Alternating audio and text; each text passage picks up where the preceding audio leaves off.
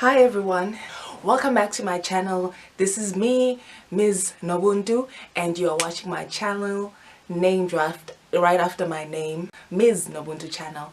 I've never done this before, so I'm so excited to actually do this for the first time on my channel, which is to give a review on a talk show, on a television show.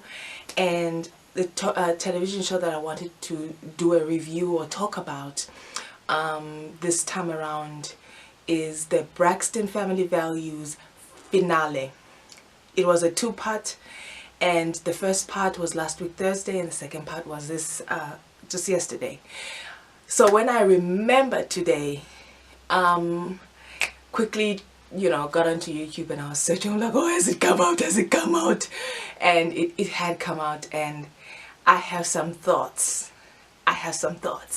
And so I just wanted to come on here and share them with you. Anyway, let me get into this conversation. So let me begin by saying,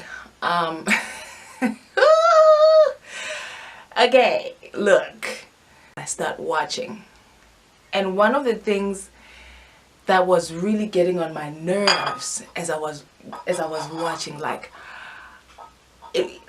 just grating on me, like so badly. I became so angry at Tamar and her behavior and her disrespect and her childlike way of disrespect. There's an other way of disrespect, and then there's a childlike way, there's an immature way of disrespect. There's an adult person is disrespecting me, and then there's like a child stuck inside an adult's body is disrespecting me. And what Tamar was doing was the latter. I was so angry at her for being so disrespectful to Iyanda, so disrespectful to her sisters, so disrespectful to her parents, so disrespectful to her entire family. I was so angry. I wanted to reach into the screen and snatch her esophagus. I was so mad. I had to stop while watching and shake it off, because I was like, what is this? Who does this? Look, I'm not the kind of person who's like, oh, it's okay if elders bully you. I'm not that person. I believe that respect is a mutual thing, but there's also a very effective way to communicate around respect issues between elders and younger people, and vice versa. And Tamar was not being disrespected by Iyanda. She was not being in any way treated unfairly by Iyanda. Iyanda was doing exactly what she was supposed to be doing, her job. And she was asking the questions she was supposed to be asking. She was bringing to the surface the things she was supposed to bring to the surface. She was approaching things exactly the way we all know Iyanda approaches things, or spiritual life coaching is about. It's about that. And so I really was so to begin with, I really was so angry at Tamar for the disrespect, utter disrespect. And then, the other thing that I realized is that Tony has lupus. Tony is sick, not because, oh, I've got lupus or she's got lupus. She is probably sick because of her family dynamic, because of the pressure that has been on her all these years to carry her family, her sisters. She is sick because she has not had room to speak and stand in her truth all these years. And I believe the lupus is a symptom of a cancer, of something unexpressed becoming a cancerous thing that attacks you on the inside, because you're not expressing it out and saying, I don't like this and I needed to change. And that's what I became aware of as I watched both parts of this season finale, is that Tony actually probably manifested lupus because of all the internal turmoil that she felt she had no room to express within her family dynamic. And so what you don't get out festers and begins to grow cancerous tentacles into your body, into your spirit, into your soul, and it affects your health. You know, that body-mind connection begins to affect your mind, your health, your body. And that made me really sad to actually realize that she's not sick because of anything but her family dimension all these years, and you know, the kind of all she's had to endure. So the next thing, I don't think I'm going to do it in particularly in the order of the show. So the one thing I also thought about from last week in regard to just the family dynamics and in relation to Tracy and how I've experienced Tracy over the years is that, particularly this last time around, Tracy is the sister who doesn't get taken seriously for whatever reason, and she doesn't get taken seriously. Everybody is an executive producer and she's somewhere along the lines in the credits. Her role in the family dynamic is that she would have a point of view and everyone would be so overbearing and over talk over her point of view and make her point of view not matter and silence her and disregard her point of view. And I believe her when she says that she told her sisters eventually after the conversation that, okay, we're gonna go on strike, we're not gonna go into set because we want certain things to be fixed around our contracts. I think there was I understand there was the first part of the conversation where, okay, there was an agreement, and then she said on this finale episode that she actually said no to everyone. And I got that from the first part of this finale, is that I got a sense that she did say no to them, but because her role in the toxic family dynamic that they have going on and they've had going on is that when she says something, when she states how she feels, her point of view and her feelings are not taken into consideration. They are disregarded, and she's forced to become part of the herd mentality and to go with everyone else and what they want to be done, without anyone taking into consideration what she would like for herself. And I could completely relate to that. The other thing that really struck me that Yanla said, because last week I remember watching the first part and seeing and being so shocked, I'm like, oh my gosh, Miss Evelyn is Tamar. Tamar is Miss Evelyn, you know?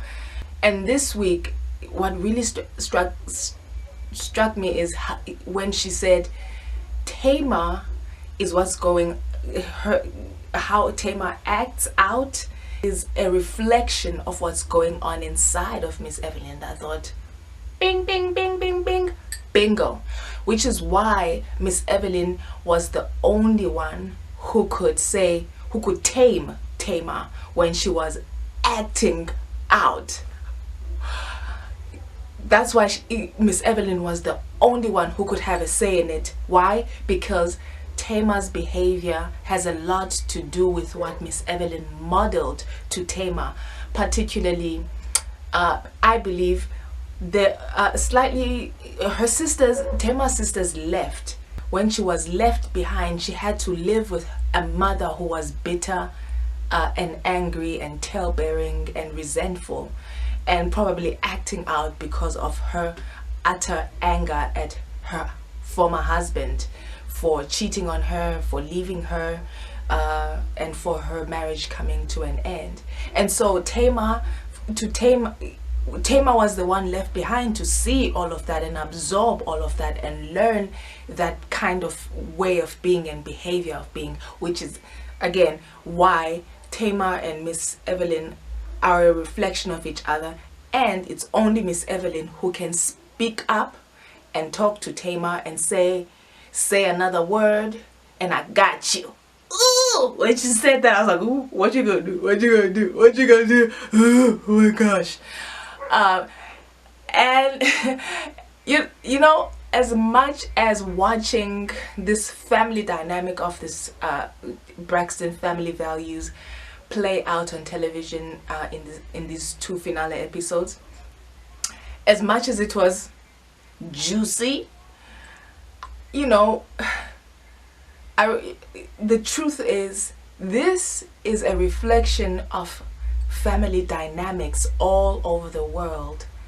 And this was such an important illustration so that all of us can see ourselves and the roles we play, and begin to think about our family dynamics and how to interrupt the toxic patterns in our family dynamics that don't serve us, that cause us to be miserable, you know, that cause us to have no kind of connection with each other besides, okay, you and I are siblings, but we're not friends.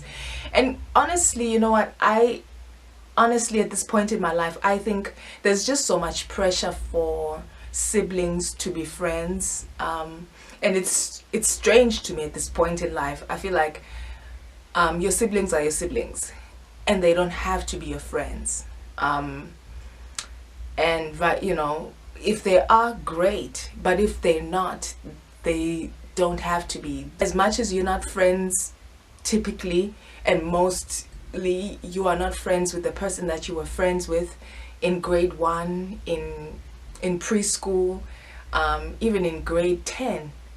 Some of us aren't even friends with the people we're friends with in primary school or in high school or in university, and now we still, but for some reason we expect to still be friends with our siblings, these people we've known since we were born or since they were born. I think there's too much evolution and changing of personality, of spirituality, of just internal life within a human being and the span of the life of a human being, and that to be able to be friends with people for their entire lives from the beginning to the end means that you are growing at a similar pace and that you're on a similar path, and therefore you're able to remain friends with each other. I was just astounded at how much I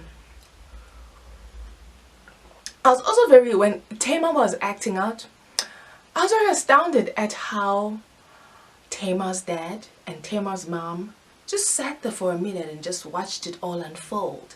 It's almost like it's the sisters' discomfort and disbelief and like, oh my gosh, that they were like, oh, I suppose we should say something. And I think there's a point where parents, in getting old, they no longer want to parent. And I think there's a point where they shouldn't. But in the same vein, you know, if you're sitting in the same room and you are the government and its citizens in the form of a family, that microcosm is sitting in the room together, and one citizen in that government is really acting out, the two people who have authority to nip it in the bud are the parents. And I think, and I was just very astounded, and I was like, what's going on here? Why are people not, why is Evelyn not saying anything? Why is Michael not saying anything? Why are the parents not saying anything as their child is acting out in front of a stranger, embarrassing them, humiliating the family? Not as a matter of like, ooh, propriety, politics, and being able to be seen in a certain light, but just as a matter of, she was actually really being out of control. It was strange to me that it took Miss E that long to intervene into Tamar's behavior. The other thing is that it's funny that Tamar confessed. It's interesting that she confessed in this episode that, you know, she had come in wanting to be redeemed, and she thought it was going to be about her and her getting her redemption. For, you know, coming into the door, and when things weren't turning out in the way that she wanted them to turn out, then that's when she began to act out, because she realized that what she was manipulating for was not going to happen, because she was sitting before a highly skilled, a highly divinely anointed coach, spiritual life coach, Iyanla, and she was absolutely not going to get away with manipulating the situation. That's just it. I'm like, do you know who you have called to come to the table? Do you know that Iyanla cannot be manipulated? Do you know that this woman's perception and her discernment is at a level that silly manipulation games cannot bend, cannot manipulate, cannot, go around? It was really strange that she thought that was going to happen. And I saw that in the first episode. I realized that, oh, Tamar thinks this whole thing is going to be about her redemption, and how she's going to say, this person did this, that person did this, every family member say everything bad about each and every family member. And then the whole thing would be about, oh, woe is Tamar, and she would be redeemed, and she would be proven to be right. They have all pretty much accommodated each other's bad behavior for a long time. Again, typical of a lot of family dynamics.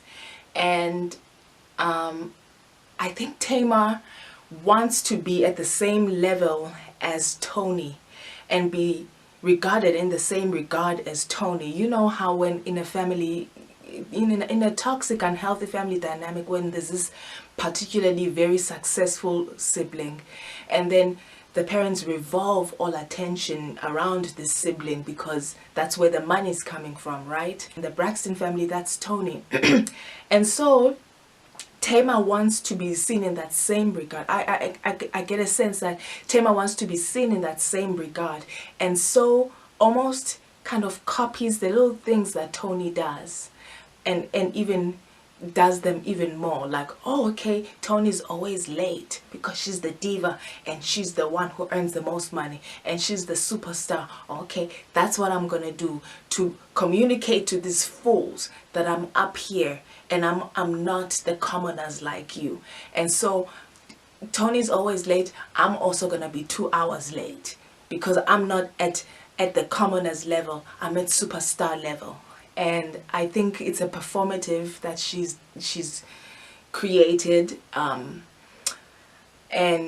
she's gotten into. I mean, if you think about when she was working at the Real, all the other girls would always say, Tamar's the first one here. She's always so punctual.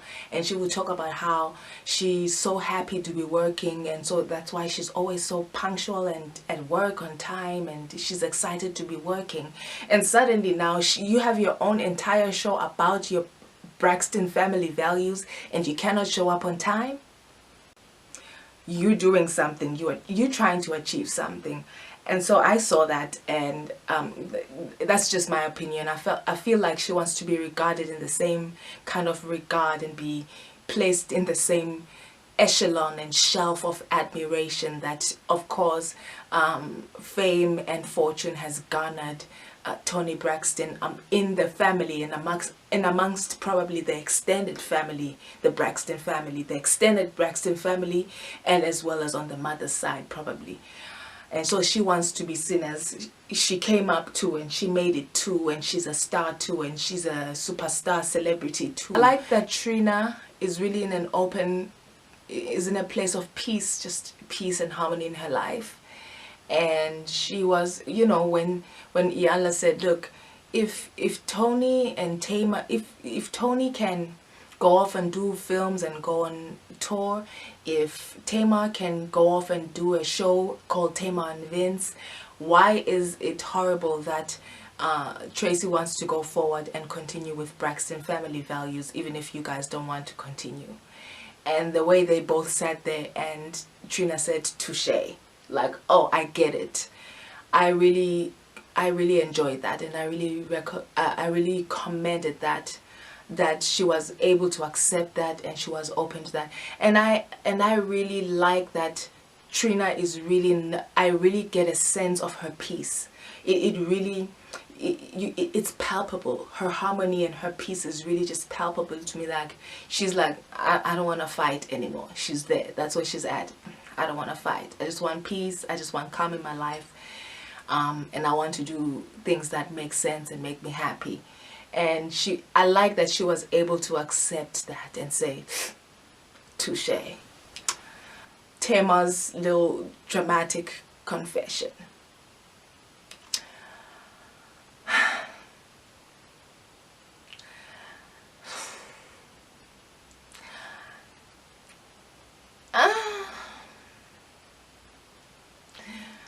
I peeped it, but I don't know. I mean, look, you have to give her the benefit of the doubt. There's a lot of work that Tamar has to do within herself. And I think to be able to even confess that, oh, I walked in here thinking this was about my redemption and it turned against me, it didn't turn out my way. Even that was a huge thing for her to be able to tell the truth about.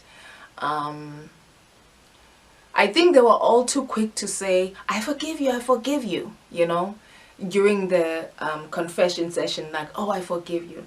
And I think for me, the realistic thing to say in that moment is, I receive your apology, I have heard your apology, and I need to process my forgiveness towards you. But I receive your apology and I've heard it. And perhaps me getting to a point of I let it go and I release you and I release myself from carrying the burden and weight of it might take a minute, but I've heard you and I completely receive your apology. I think they're so used to sweeping things under the rug that they want to be so quick as well to say, I forgive you when they see someone say, I'm sorry about this and this and that. They want to be so quick to say, I forgive you. And I think they need to say, I'm a bit wounded right now, but I receive and I'm taking it in, and give me some time so I can get to a point where I can really forgive you and bless you and release you, and detach myself from it as well. I have never seen, I've been watching Iyanla since like the 90s, y'all. This was such a good job that she did on this, and she stood her ground. She was in the battleground. I don't know. She needs to give me some of whatever it is that allows her to be able to sit in the midst of Tamar acting the way she was acting and just chill it out. Ooh! I really wanted to snatch her. I was like, stop the tape! Stop! I had to press pause a number of times. I was just like, aghast. I was aghast. Aghasted. I was aghast. I was disgusted. I was utterly disgusted. I had to pause and shake it off. Pause, play, watch again, and pause and just shake it off like, ooh, I would have snatched her esophagus. I would have snatched her. Ooh. And I don't know what I would have done after snatching her esophagus, but I would have grabbed her esophagus. It was too much for me to take. I was like, okay. It was just too much. Let me know what you think down below. Please, I will, you know what I'll do, I will put a link of whatever episode I found here online. Please go watch it, and you'll probably see the first part as well. It wasn't too dramatic, the first part, but I mean, to get some more context, watch the first part and then the second part as well. I'll link the second part down below in the description box, and please please watch and then comment down below and tell me what you think, because yeah, you know, woo. I really enjoyed this this finale. It has served the world very well, because it was a portrait and such an amazing example of this is what family dynamics are about, and this is how you deal with toxic family dynamics. You talk about things, and you tell the truth in love, and you hear each other out and respect each other as you tell the truth in love. And if you can forgive each other through it all, you do. You don't have to be friends, but you can exist with each other in truth and in love. I honestly think Tony's confession about I don't like any of y'all. That was no surprise to me. Like, yeah, she's had enough, and she's suffered enough. She's developed a disease for it. She's had to carry her sisters all, in whatever form, shape, and way, sacrificing her own privacy again in order to help her sisters come up, for lack of a better word, make something of their lives as well. And I think it's important for siblings to help each other to a certain level, but I mean, you don't have to, but I think it's to a certain point, and then beyond that point, do not enable each other, do not paralyze each other to that point. Don't paralyze each other in helping each other so much that you're helping someone so much that they're not able to carry themselves. And this episode was just an excellent illustration on toxic family dynamics and how to wade through them to get to a place of healthy.